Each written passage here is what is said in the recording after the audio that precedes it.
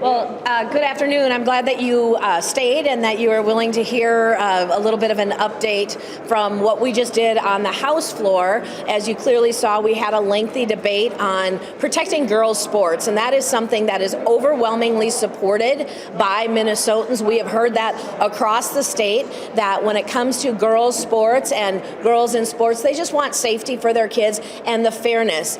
With that, I'm going to turn it over to Majority Leader Niska and let him explain a little bit more about what you saw on the floor and some of the discussion with that. Yeah, thank you.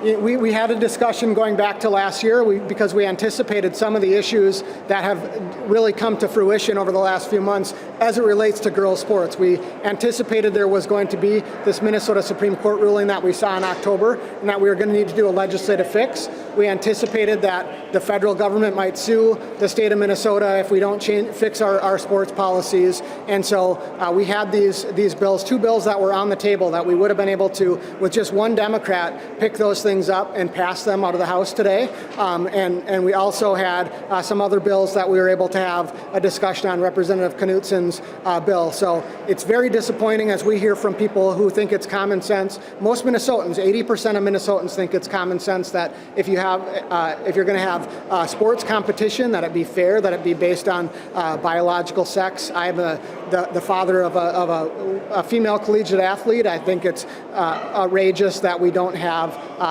bipartisan agreement that when we set up sports that are for girls, for women, that we allow them to compete on an even playing field based on biological sex. It's also concerning both in terms of the federal lawsuit that we saw coming down the pike, as well as looking at what's being done in other sports organizations like the International Olympic Committee. That decision endangers being able to have like Olympic trials or Olympic level events in Minnesota if we don't fix our law. So it seemed like a common sense thing that we should have been able to do. It's a pressing thing that we need to do, and it's unfortunate that Minnesota Democrats weren't willing to do that. But I think it's telling to the people of Minnesota that in the 2026 election, they're going to need to make a change in order to fix that in Minnesota law. Is this the latest example of how in a tied House it's hard to pass any legislation of consequence when there are such entrenched positions?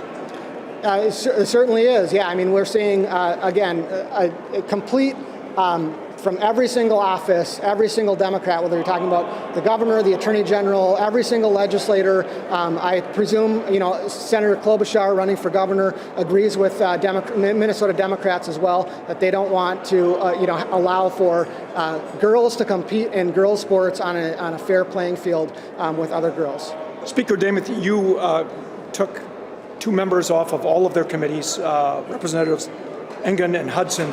Why did you take that step, and do you think that was an appropriate measure given what they've been accused of? I do think it was an appropriate measure. Representative Engen and Hudson had a situation about a week and a half ago that as Speaker and as leader of our caucus, I did choose to remove them from those responsibilities. They are still, you saw them on the House floor, they're still very much part of our caucus and the work being done.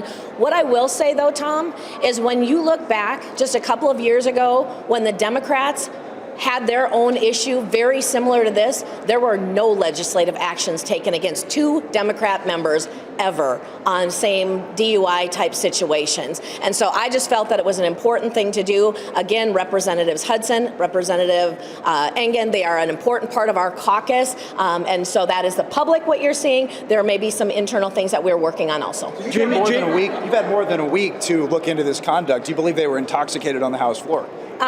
What I know is the police report that came out, and that is where I am making my decision. But you don't know if they were pictured drinking. I am making my decision based on what the police report and the information that I received. Jamie Long just said that their ethics complaint is based on the fact they left a committee, went to a bar to drink, and not the DWI, and that's the difference between this case and, say, Dan Wolgamott. I made my decisions based on what happened with a police report that came out. That is why I made the decisions as far as the committees. Again, the Democrats just a couple of years ago had two members with DUIs, and they took no legislative action. Those members continued to serve on all of their committees. We take this very seriously. But to clarify, potentially carrying of Representative Hudson potentially carrying, having a weapon on the floor potentially after drinking. You saw the police reports come out from activity that was after the legislative day. That is what I'm basing this on. You asked him directly though if he was carrying while intoxicated. Reports that you saw, conversations that I have had, the decisions I made were based on the information that we had. Madam Speaker, if there were a chance that they had left and drank, and well, there is evidence that they left and drank and came back, but if they were intoxicated, does that bother you as the Speaker of this chamber to know maybe 2 members were intoxicated during a floor debate? There was nothing to indicate any problem as far as the floor debate that we had a week ago or almost 2 weeks ago now. There was nothing to give me any pause with But that. you don't condone members leaving a committee and going to a bar. I think we all have responsibilities here to be in committee and to do what we need to do. Speaker Damon, why did you remove Representative Hudson from the his committees, when he was not arrested or charged? The information that I had from the police report and conversations led me to make the decisions that I made. Again, Representatives Hudson and Engen are still a part of our caucus. They are still fully participating in our floor debates and the work that we have to do the last 40 days of this session. Sorry, I thought I heard you say something about, because I'm in the back, of that you were still considering some other maybe internal conversations or consequences. We definitely. Can you explain what you mean by that? What those might be? We definitely had good conversations, and that is what resulted in the decisions that I made. So nothing additional coming in terms Nothing of additional caucus coming. Okay. To clarify, just to make sure this is framed correctly, the decision to remove them from committees was based not on the committee, what happened in committees, but on the DWI charge. The police reports that we saw and the information that we got is what made me base the decisions that I made. Does the information that you got include the photo that shows them drinking at the bar between the committee and the House floor? As publicly available, I received the police reports publicly available for anyone, and that's what I based my decisions off of. That photo is not part of the information that you have. I'm not addressing a photo that was out there. Not addressing that at this time. What can you tell us about the complaint against Representative Falconer? Do you believe there is legitimacy to that, given Representative Long said he was not being paid by that organization while he was carrying the bill? We actually have a very large concern about Representative Falconer and the information that came out just yesterday that was public. We do have Representative Igo, who is one of the people that has filed an ethics complaint. He'd be a great one to talk a little bit further on that. Step on up. Well, thank you for the question. Simply put, you can be here at the legislature as an advocate for the state of Minnesota and an advocate for your district. You cannot be a lobbyist or an activist. And the information that we presented in the ethics complaint today highlights that there was carrying of legislation that was in direct collaboration with where you were getting paid. That is a direct conflict of our ethics here in the Minnesota House of Representatives. Do you have evidence he was being paid while carrying that legislation? Per the campaign finance reports that show where revenue is being made by the representative, it is indicating that he was being paid by those organizations that he was carrying legislation for. Representative Long just made the case to us that, well, he was working as a federal lobbyist for them, not a state, and he sees a difference there. Can you respond to that? So I don't see a difference in that at all, because if you're working on federal-based issues, but carrying a bill that mimics federal policy in the state of Minnesota, even if you're being paid on federal issues, you're still in direct conflict of our rules and ethics in the House. Can someone, perhaps, Madam Speaker, you can speak to this, or Leader Ness? I'll just address that very quickly. We have a very clear House rule that says you cannot be a lobbyist and be a member of the Minnesota House. It does not say you can be a lobbyist in South Dakota or you can be a lobbyist in the federal government. It says you can't be a lobbyist. Representative Falconer is not only apparently a lobbyist, he's a lobbyist for an organization that is registered in Minnesota as a lobbyist principal, an organization that is registered because it is paying people to lobby the state of Minnesota. Whether they're paying Representative Falconer to lobby only for the federal government, they are paying Representative Falconer and having him carry bills in the Minnesota legislature. That's a pretty big problem, and frankly, the idea that Minnesota Democrats are not going to hold even that member accountable is pretty disappointing, given especially their track record, what we talked about, of not holding anyone accountable within their caucus for anything. But is there a broader issue? To the timing of this? I mean, how long have you known about this your issue with Falconer's situation, and was it essentially just a response to the other ethics complaint? Yep. So there was a news report out by Alpha News yesterday putting a lot of the, or 2 days ago, putting a lot of the information together. That's a shorter amount of time between finding out about it and the ethics complaint than Democrats, who had a week, and I guess just yesterday said they were going to bring an ethics complaint. Hearings now that there's a complaint on both sides of the aisle, does it make it hearings? The way that the ethics work is we receive those ethics complaints. It is my job as speaker to refer the complaints to the ethics committee within 7 days,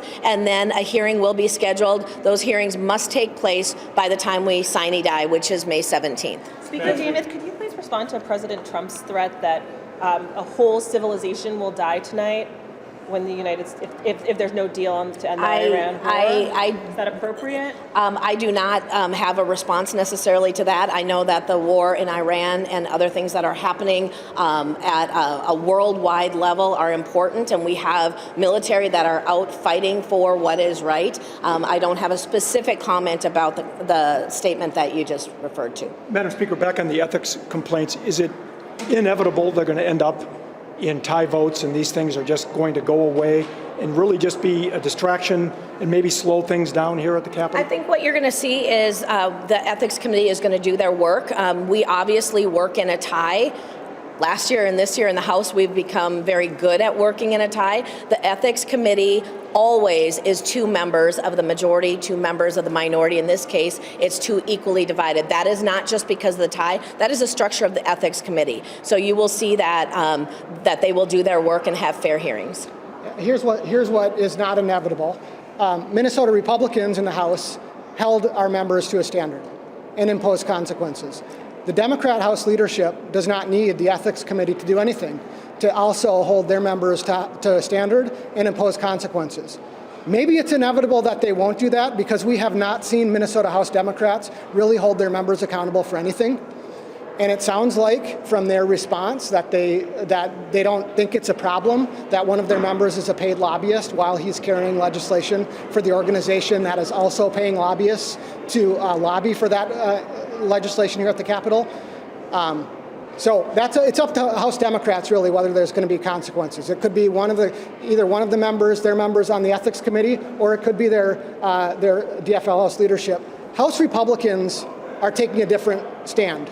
We hold all of our members to a standard, and we have in the past. We've looked at this situation, compared it to some other members who have suffered consequences, and Speaker Demuth held these 2 members to a standard. It's really up to House Democrats whether they're going to do the same here. Just to be clear, can we expect then for future members that are arrested for DWIs to be removed from committees?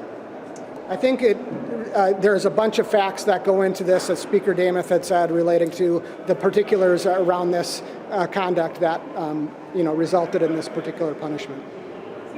Was the third person in Representative Engen's truck a staff member, or were they involved in the Minnesota legislature at all? Not to our knowledge, as far as the question is about the third person in the vehicle. According to the police report, it was not an elected official, and it is a male. I don't have any other information. Do you know if they were over 21? I literally don't have any other information. All right, thank you. Appreciate it.